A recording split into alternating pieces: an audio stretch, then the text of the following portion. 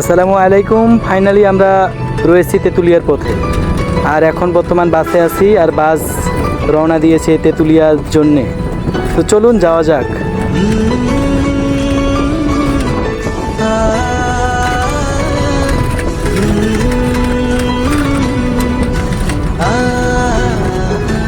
A few moments later.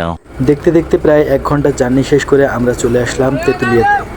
চলুন গাড়ি থেকে নেমে পড়লাম গাড়ি থেকে। এখন আমরা এখান থেকে অটোতে বা ভ্যানে করে আমাদের যে ভিউ পয়েন্টগুলো আছে ওখানে যাব। তো চলুন যাওয়া যাক।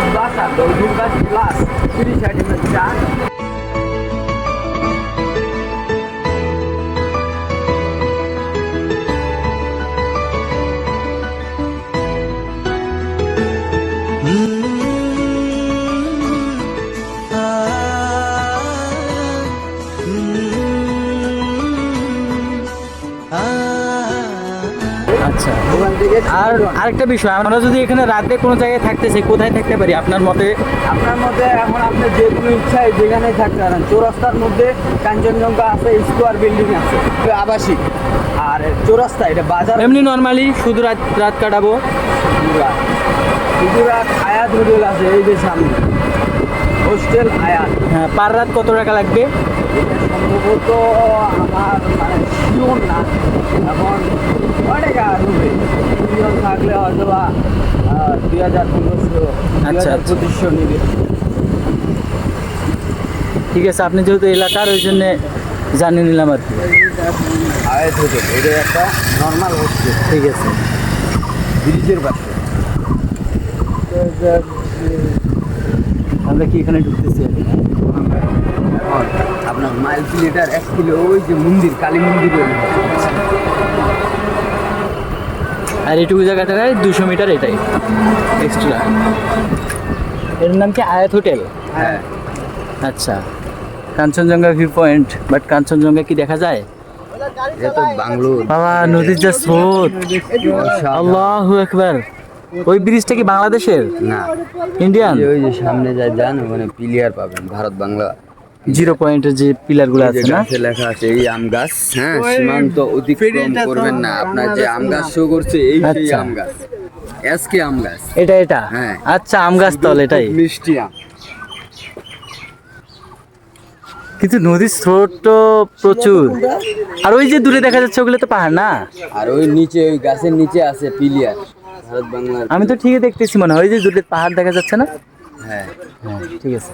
এখান থেকেও দেখা যায়, প্লাস বাংলো থেকেও দেখা যায়। আচ্ছা আচ্ছা, কাঞ্চনজঙ্ঘা পাহাড় যারা মানুষ এই দিক থেকে ওই দিকে ভিউ পয়েন্টটা হয়? আচ্ছা আচ্ছা, যেদিকে এখন ক্যামেরা ফোকাসে আছে।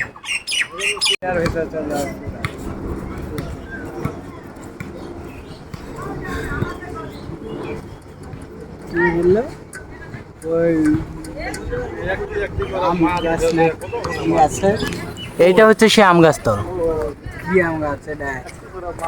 কি আম গাছ সেটা জানি, নামটা বলে মিষ্টি নাকি, একটা টেডি ঝুলাই রাখছে কেন বা,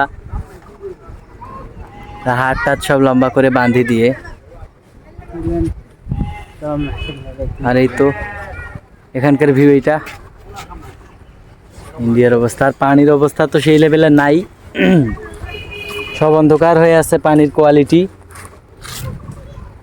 বর্ষাকালের জন্যে। এখানে মানুষ মাছ মারতেছে। এই গাছের উপর হাত দিয়ে ধরে রাখি, মাছ উঠলে টান দিয়ে ধরতেছে না? এই যে একটু জুম করে দেখি ক্যামেরা। না, হালকা একটু জুম দিয়ে দেখাইলাম, ওখানে নামবো না, আর ইচ্ছা নাই। এখনো অনেকগুলা ভিউ পয়েন্টে যাইতে হবে তো। ওকে,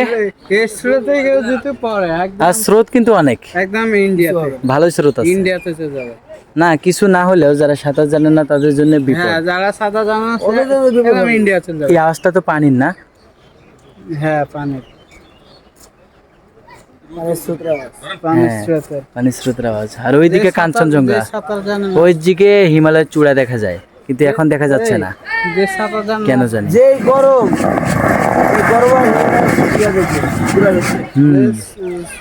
তো চলেন অন্য ভিউ পয়েন্ট গুলা যাই।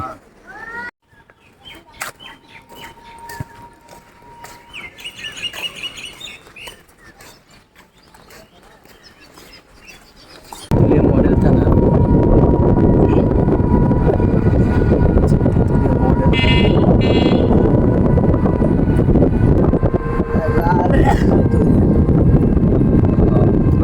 লাভ তেতুলিয়া।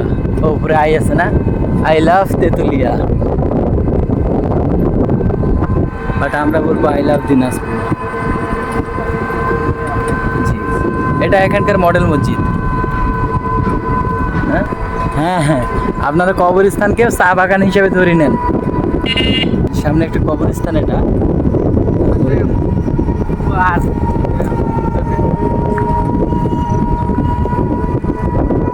আর সামনে হচ্ছে আমাদের ডাক বাংলো, সামনে তো।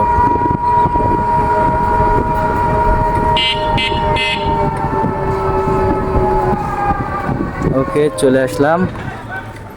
এটা হচ্ছে ডাক বাংলো, জেলা পরিষদ ডাক বাংলো।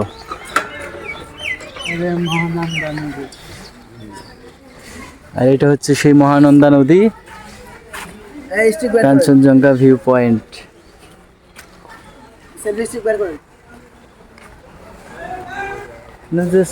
রে ভাই,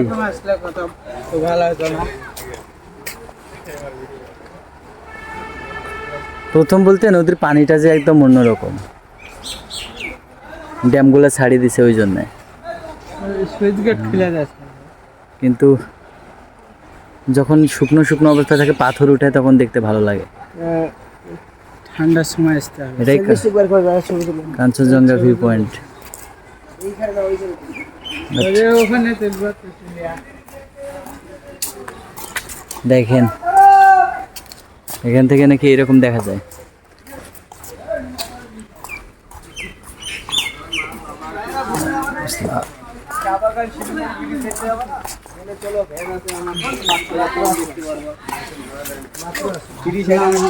আমরা এখন জেলা পরিষদ ডাক বাংলোতে ঢুকতেছি,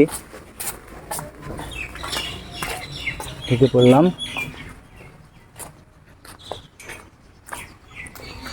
এটা হচ্ছে এখানকার ভিউ।